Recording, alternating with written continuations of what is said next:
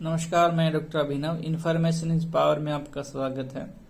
आज हम फरीदाबाद लोकसभा के बारे में बात करेंगे कि फरीदाबाद जो लोकसभा है उसमें जो चुनाव हुआ 2009, 2014 और 2019 का, तो इन तीनों चुनावों में किन पॉलिटिकल पार्टीज ने पहले 5 पे स्थान हासिल किया और किस पॉलिटिकल पार्टी ने 2009, 2014 और 2019 में बहुमत के साथ एमपी विजय घोषित करवाया।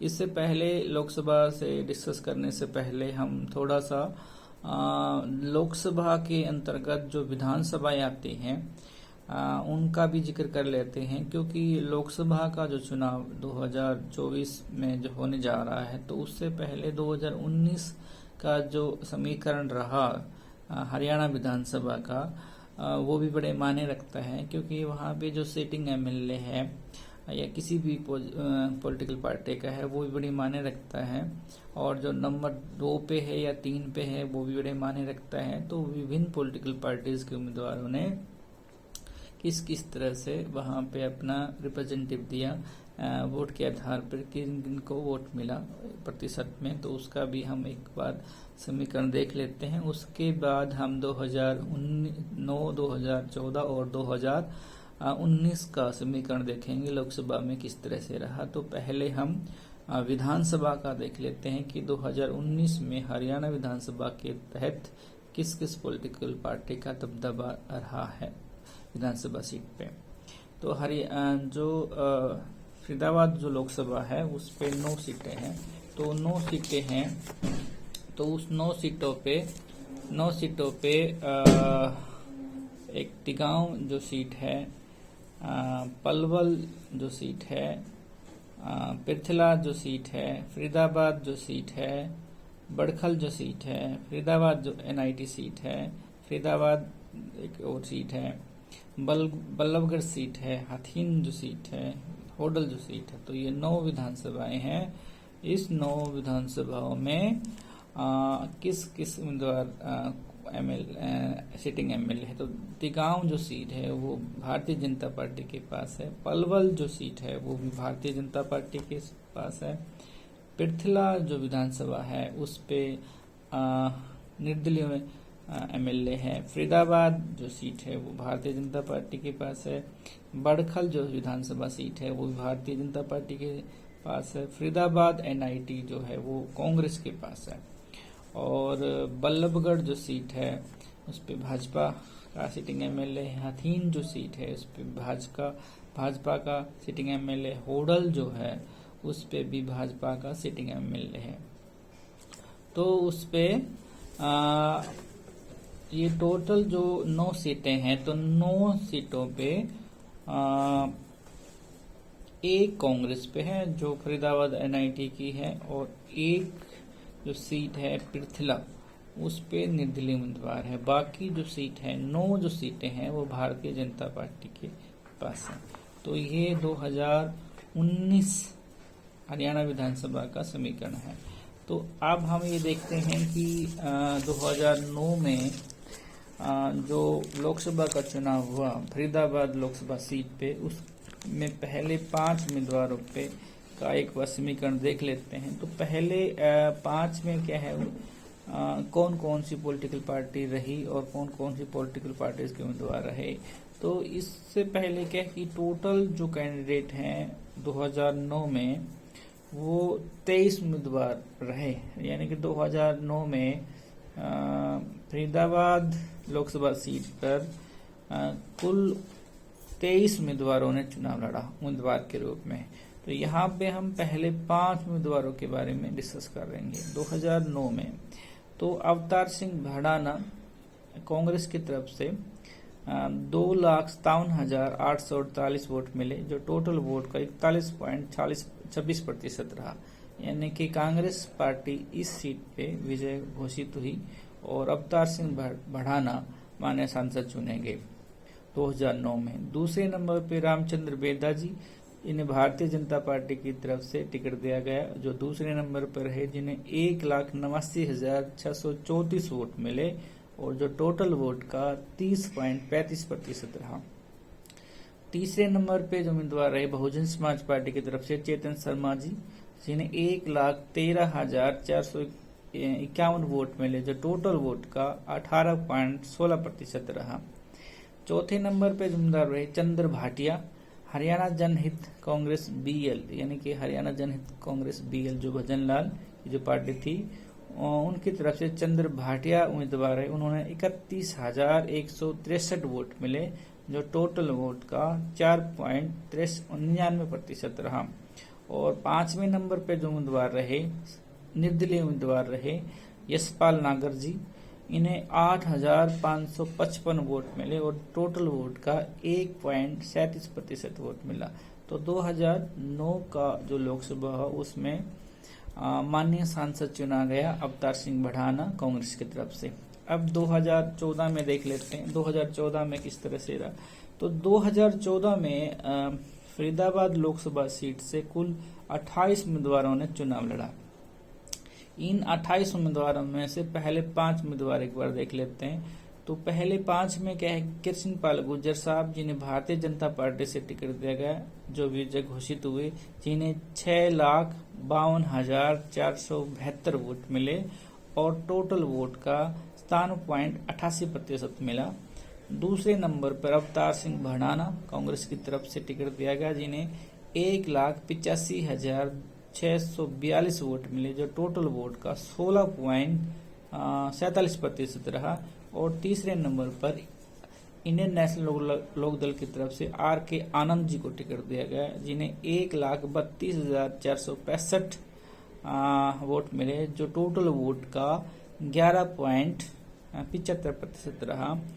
और चौथे नंबर पे जो उम्मीदवार रहे पुरुषोत्तम डागर साहब, जिन्हें आम आदमी पार्टी की तरफ से टिकट दिया गया, जिन्हें 67,353 वोट मिले और जिन्हें 5.97% वोट बैंक मिला। और पांचवें नंबर पर बहुजन समाज पार्टी की तरफ से पंडित राजेंद्र शर्मा जी को टिकट दिया गया, जिन्हें 66,000 वोट मिले और जो टोटल वोट का 5.85% रहा। अब 2009 और 2014 का एक बार हम विश्लेषण कर लेते हैं। 2009 में जो लोकसभा सीट थी वो कांग्रेस के पास थी और 2014 में ये सीट भारतीय जनता पार्टी के पास आई, क्योंकि भारतीय जनता पार्टी का जो उम्मीदवार जो दूसरे नंबर पे रहा 2009 में, और वहीं भारतीय जनता पार्टी का उम्मीदवार एक नंबर पे रहा 2014 में। हालांकि रामचंद्र बेदा जी को टिकट नहीं दिया गया और उसके जगह कृष्णपाल गुर्जर जी को टिकट दिया गया, जो 2014 में एमपी चुने गए। और जो कांग्रेस है वो दूसरे नंबर पर ही 2014 में।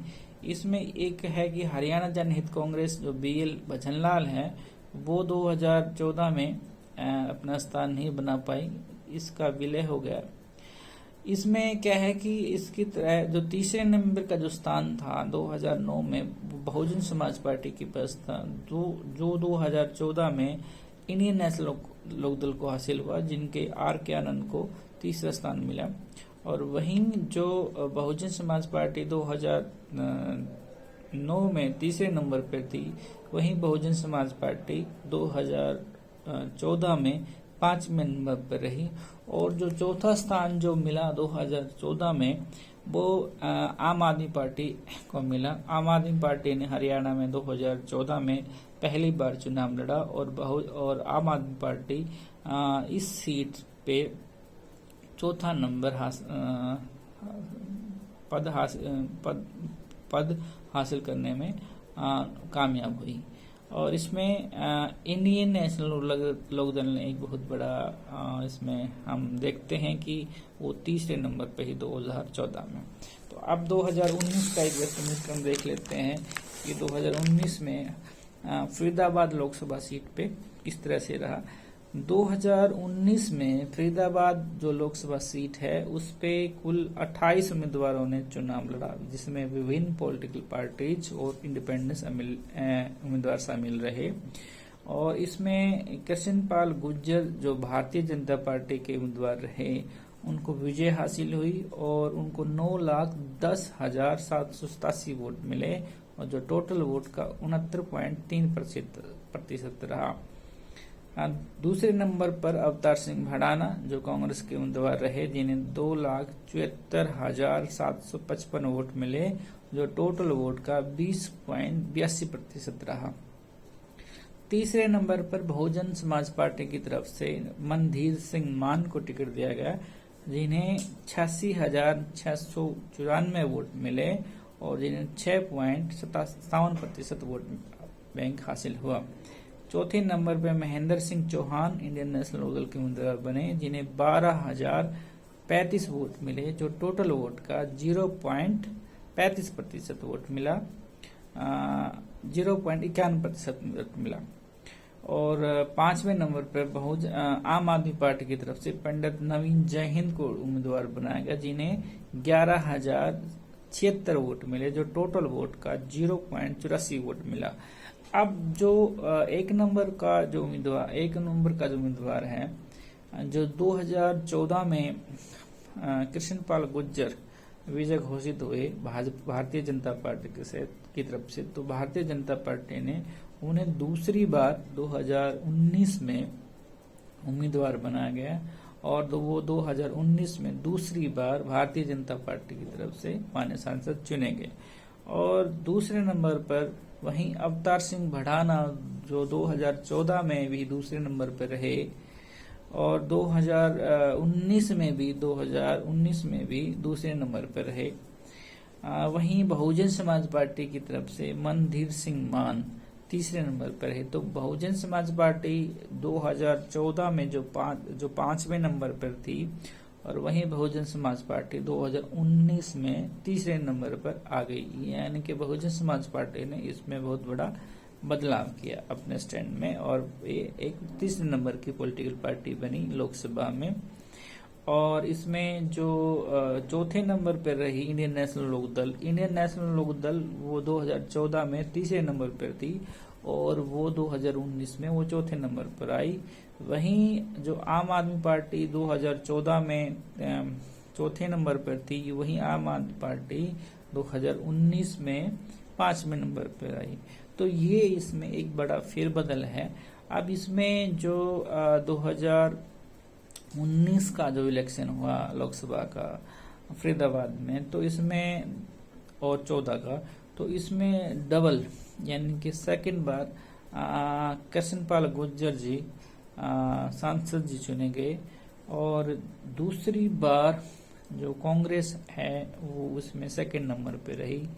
यानी कि 2009 में जो कांग्रेस है वो एक नंबर पर रही और पिछले 2014 और 2019 का जो इलेक्शन है उसमें वो दूसरे नंबर पर रही। लेकिन इसमें एक बड़ी बात ये है कि तीसरे नंबर का जो फाइट है वो बहुजन समाज पार्टी की तरफ से रहा 2019 में।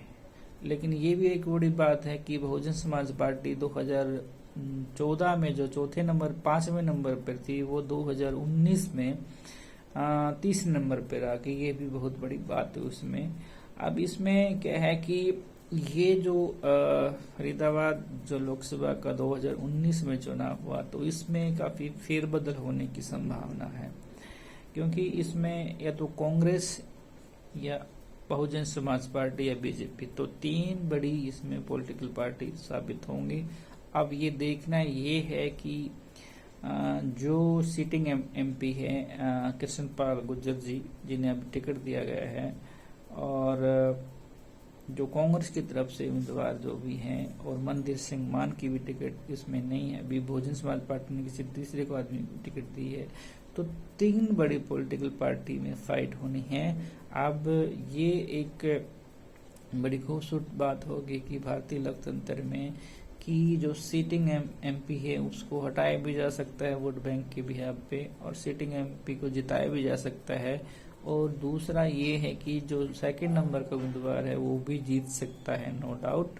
और तीसरे नंबर का उम्मीदवार जो पॉलिटिकल पार्टी है बहुजन समाज पार्टी, क्या पता वो एक नंबर पे आ जाए, क्या पता वो 2 नंबर पे आ जाए और क्या पता वो तीसरा स्थान हासिल कर ले। ये तो फरीदाबाद जो लोकसभा जो सीट है उसकी जनता चुनेगी अपने बहुमूल्य वोट से। तो इसके साथ साथ हमने जो 10 सीटें हैं हरियाणा की उन 10 ही सीटों का हमने विश्लेषण किए हैं पिछले दिनों। तो ये आखिरी जो सीट थी फरीदाबाद सीट, तो उस पे 2009, 2014 और 2019 का हमने विश्लेषण किया। इसके साथ साथ हमने फरीदाबाद लोकसभा के अंतर्गत आने वाली 9 विधानसभा सीटों का भी हमने विश्लेषण किया। और इसके साथ साथ जो तमाम जो 9 विधानसभाएं हैं उसके अंतर्गत आने वाली 9 विधानसभाओं पे मौजूदा जो सिटिंग एमएलए हैं या निर्दलीय हैं पॉलिटिकल पार्टीज के किस तरह से समीकरण हैं उनका भी हमने विश्लेषण किया। अभी इसमें क्या है कि जो 2024 का जो इलेक्शन होने जा रहा है, यहाँ पे हरियाणा में जो डेट है वो मई की है, 26 मई की है। तो इसमें ये देखना है कि जो जनता है, हरियाणा की जो जनता है वो किस तरह से अपने वोट बैंक का इस्तेमाल करती है और जो मौजूदा जो एमपी हैं उनको रिप्लेस करती है या दूसरे एमपी को जिताती है या उनको सुरक्षित रखती है, ये तो हरियाणा की जनता बताएगी इस बारे में। और मैं इन सब के साथ आपका शुक्रिया अदा करना चाहता हूं कि आपने मुझे सुना और संपूर्ण जो 10 सीटों का जो समीकरण है वो आपको पसंद आया, इसके लिए आपका बहुत बहुत शुक्रिया।